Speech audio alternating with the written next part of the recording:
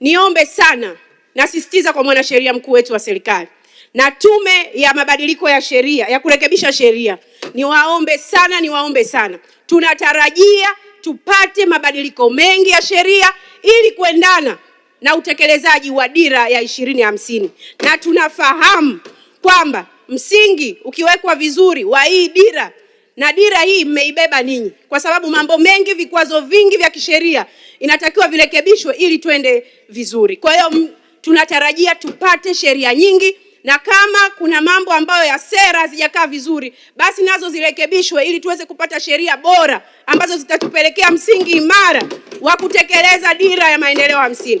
Tusipofanya hivyo, Mheshimiwa Mwenyekiti, tutabaki kuwa na mipango mizuri aliyoiandaa Profesa Kitila Mkumbo na wenzake, itabakia kwenye karatasi, lakini utekelezaji wake hautawezekana. Niombe sheria nyingi zinazolalamikiwa ziletwe bungeni, tuzirekebishe, tuweke msingi mzuri wa kutekeleza dira ya maendeleo ya taifa. Mtuelewesha, tuelewi, tunagombana, tunapigana, wanawake tunakuwa psychiatric.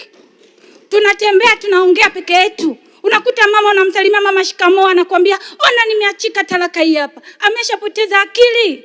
Tunaomba sheria, mwanamke ni upendo kwenye jamii. Leo sheria ya ndoa hii inasema, wanasema tumebadilisha, na maneno yao sheria iko wazi. Mnasema sheria iko wazi. Wazi wapi? Mbona watu wetu hawaijui? Tunaomba uelewa iende huko kwenye vijiji.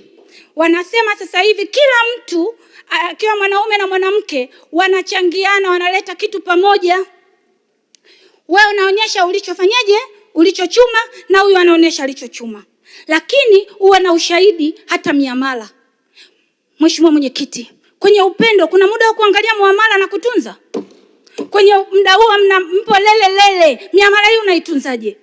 Tumefikia sehemu, Mheshimiwa Mwenyekiti, tunavyojenga nyumba pale nyumbani, baba, kwanza mila za Kiafrika mwanamke huwa amdimoti mwanaume.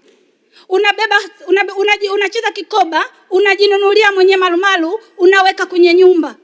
Lakini ukiweka hapo, unamwambia na fundi, mume wangu weka vizuri, mume wangu amenituma.